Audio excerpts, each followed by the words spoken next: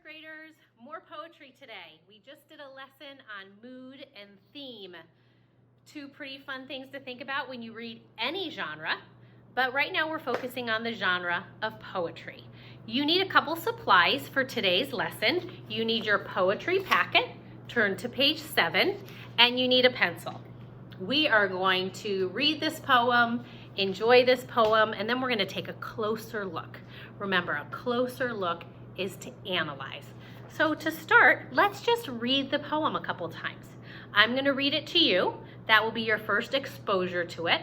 And then I'm going to read it again, and I would like you to read along at home to work on your phrasing, to practice the words, and to get some practice reading a poem. The Sea Turtle. You can follow along in your own text at home. I enter his world of water and foam. Watching from a distance, I swim and roam. In awe of the sight, so magical and clear, the sea turtle glides, but never real near. I follow along, my flippers flowing fast. Trying to befriend him, tiny fish swim past. My snorkel and mask, breathing out, breathing in, my arms feeling strong, swimming smoothly again. I almost reach him, and out goes my hand. The sea turtle's cautious, swims away from the land. I want to stay out here and swim until dark. The turtle's long gone, just a mark on my heart. All right, so that was just your first time to hear it. Let's read it again together. At home, I want you to read in your poet voice, in a soft voice. If other people are around and you're uncomfortable, you can plug your ears and hear yourself in your head. You just push on each little ear and you can hear it. Read it along with me again. Let's get this poem inside of us. Let's try and imagine this time as you read it along with me, what this poem is about. What is the speaker feeling or thinking? Let's start thinking about those things like mood and theme. The Sea Turtle by Jennifer Larson. I enter his world of water and foam. Watching from a distance, I swim and roam. In awe of the sight, so magical and clear, the sea turtle glides, but never real near. I follow along, my flippers flowing fast. Trying to befriend him, tiny fish swim past.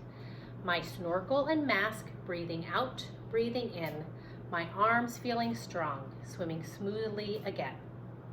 I almost reached him, and out goes my hand. The sea turtle's cautious, swims away from the land. I want to stay out here and swim until dark. The turtle's long gone, just a mark on my heart.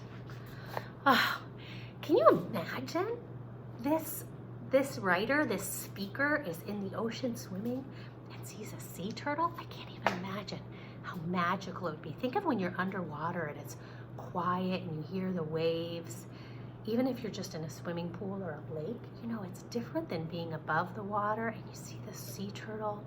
And the author uses words like awe, like awesome. I'm in awe of it. It's wonder, full of wonder. And they reach for the turtle and then it swims out and they're in this magical place. It's a neat poem. Have you ever been out in nature and you've seen an animal and it's really quiet, like a deer or a chipmunk, and you have that moment that you're so close to it and you go to get closer and it runs away, right? We can't always be just totally in nature like we want to. So let's take a closer look. Let's look at these elements of poetry in here and see if we can identify them. Let's start. You have your front page, which I hate to have you tear it off, but if you're good at staying organized, you might want to tear it off because then you could go back and forth a little bit. But we're gonna, oh, I talked too long and I lost my screen. Let me jiggle it back on here. Hopefully it'll come right back up. Oh, I've got to do the login.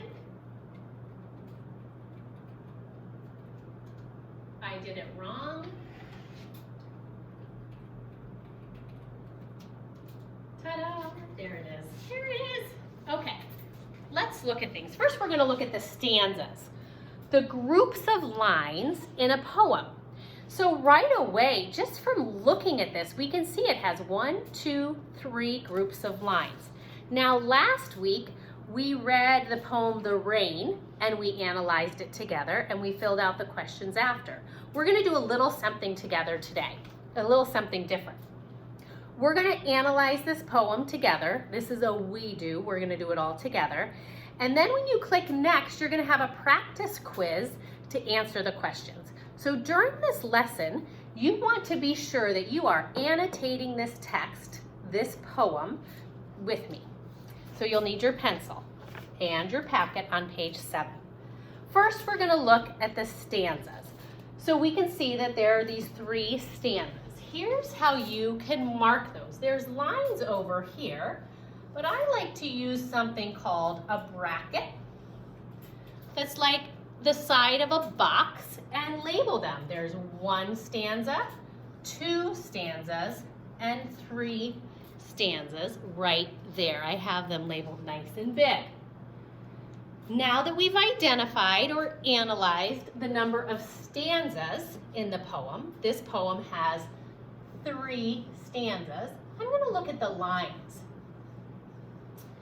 Now when we refer to a poem and we're analyzing it or we're talking about the imagery in it or the figurative language in it, we often refer to line 1, line 7, line 8. Well, this poem doesn't have the lines numbered for us. We need to number the lines when we analyze a poem. It helps us talk about it. So I want you to go ahead and take your pencil and next to line 1, number it. And next to the second line, number it 2, and then 3, and then 4. If you need to do it on the other side of the bracket, that's fine. I'm doing it at the beginning of the line here because later I'm going to write the rhyme scheme at the end of each line, so I don't want to put my number there. And then I'm going to go ahead and keep numbering through the rest of the poem. The second stanza is lines 5, 6, 7, and 8. The third stanza is lines 9, 10, 11, and 12. If you need more time to finish labeling and numbering your lines, pause it now and finish the lines number 1 through 4, 5 through 8, and 9 through 12. Now we should easily be able to answer the question of how many lines are in each stanza. Each stanza here has the same number of lines. Now, some poems, that's not the case, but in this case it is. And the lines per stanza is 4. There are 4 lines in each stanza. All right. Next, we're going to look at the rhyme scheme. In previous lessons, we talked about rhyme scheme. We talked about that in poems like My Baby Brother, The Pizza, My Cat, My Puppy, and in the poem, The Rain. When we look at rhyme scheme, right now we're really looking at end rhymes, which means the last word of the line. So I like to get out that pencil and draw my attention to the ending words by underlining them or circling them. And then I can read them. Foam, roam, clear, near. I can hear that foam and roam rhyme, and they're the first 2 lines, and so I'm going to use the same letter to identify them. A and A. Now clear and near are different ending sounds than the A sounds, which are foam and roam. It's the sound ear, so I'm going to use a B to identify those. Now when we continue to the next stanza, let's circle those ending words, fast and past, in and again. It follows the same rhyming pattern, doesn't it? The same rhyme scheme. It again is A, B, B. It follows the same pattern with the first 2 lines of the stanza rhyming and the second 2 lines of the stanza rhyming. And when we move on to the third stanza, let's see what we've got. Pause your video now, circle the ending words and try and identify the rhyme scheme of the last stanza.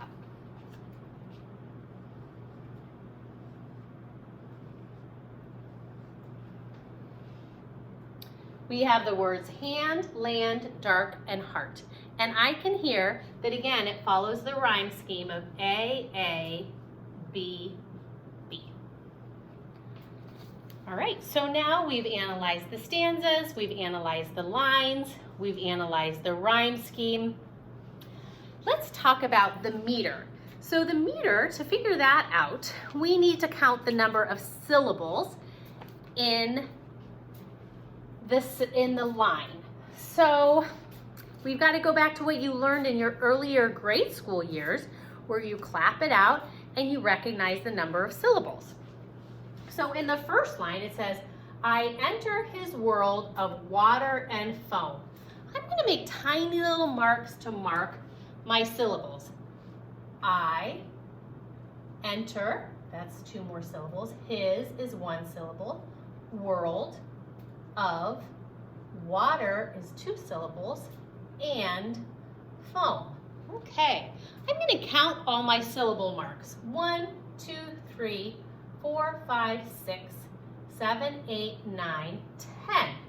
Okay, this line has 10 syllables. I'm just going to put a tiny little 10 there. Just a little note to myself. Now let's see if line 2 has the same meter. Watching from a distance, I swim and roam. We've got to make those same little syllable marks. Watching is 2 syllables. From a distance is 2 syllables. I swim and roam. Those are all 1 syllable. Now let me count them. 1, 2, 3, 4, 5, 6, 7, 8, 9, 10. Again, it's 10. So I can see right there that line 1 and 2 have the same meter because they have the same number of syllables. Now, if you wanted to analyze the meter of the whole poem, you could go through and count the syllables in every line and see which lines have the same number of syllables, which would mean that they have the same meter. What else can we look at? Okay, let's look at mood, the feeling the author is trying to convey. Words are so important with mood because they're what reveal to us the feelings, the description, the adjectives, or what the author is, the speaker of it, the author, is wanting us to feel. So let's look at these words. I enter his world of water and foam. Watching from a distance, I swim and roam. So far, I feel like the speaker is just kind of exploring. So maybe the mood is kind of adventurous or curious so far. In awe of the sight. Ooh, that's a good mood word, in awe. Like when you see great Christmas lights, aren't you like in awe of how it looks? Or when you see that Christmas tree on Christmas morning, you're in awe of how it looks? That's how this author is looking. But in nature, this author is in awe of the sight, so magical and clear. So we're getting a feel for the mood from words like awe, magical, the sea turtle glides but never real near. Ooh, that makes me feel like if that sea turtle's never really close, it might leave me feeling like I want to be closer to the sea turtle. So maybe a feeling of wanting. Let's go on. My arm's feeling strong. So the speaker's feeling strong and capable. I almost reach him and out goes my hand. The sea turtle's cautious, swims away from the land. I want to stay out here and swim until dark. The turtle's long gone, just a mark on my heart. So wow, we went from in awe and curious and magical to wanting and just remembering. So there's a lot of different words we could use to describe the mood.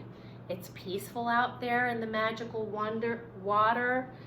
The author's wondering about the sea turtle, and the sea turtle is cautious. So those are some words that give us a feel for the mood of the poem. Oh goodness, where did my thing go?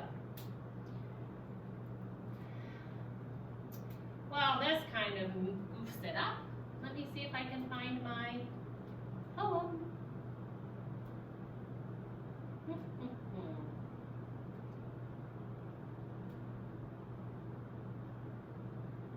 Oh, there it is. Sorry for this disruption, kind of a bummer. Now I have some other things. Is it in there? It's kind of off. Make it big, make it small. Now I've got to try. What a bummer, you guys. Sorry to have you wait while I stretch it to where it needs to be. I think I can have it go out like this, and we'll get back. There we go. There we go. Mrs. DeMarco worked it out. This should be back to my elements, but it's not. Here we go. Okay. There we go. We've got it back. Now the last thing we can talk about, now that we've talked about mood, is to talk about the theme.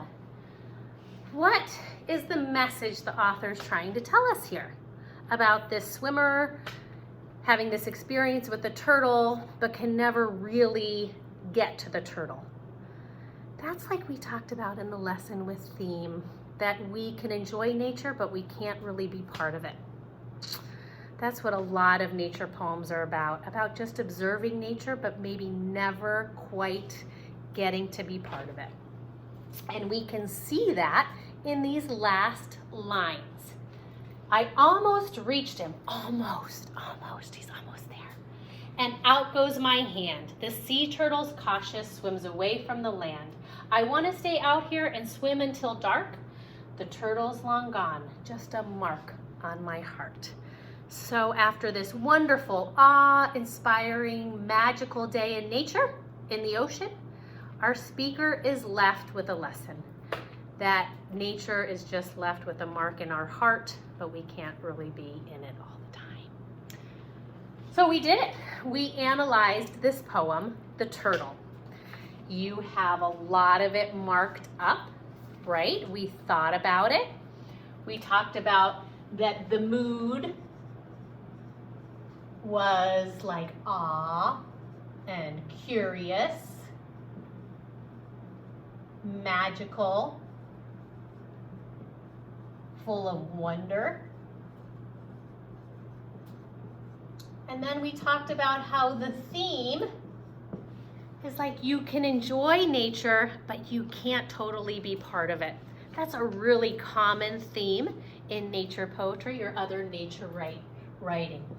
You can enjoy it,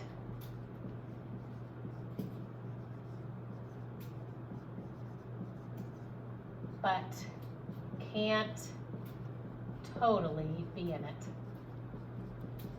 It's like the struggle between man and nature, we call it. Or shall I say woman in nature or humans in nature. It's the struggle. It's the struggle that nature is this wonderful thing, but humans can't totally be part of it. All right, we did it. We analyzed a poem. And to show that you marked up your paper, you're going to do a little something different today. When you click next, it's going to take you to a quiz, but it's a practice quiz. It's your work today. And it's going to ask you these questions about the stanzas and the lines and the meter. And you're going to answer those questions using what you annotated right here in your packet. You're going to use it and you're going to submit it and you'll get to see your answers right away. How did you do? Did you remember what we learned in the lesson today? We're going to do it again tomorrow with the next poem called The Hike. So get thinking about hikes, enjoy your poetry, and have a great day.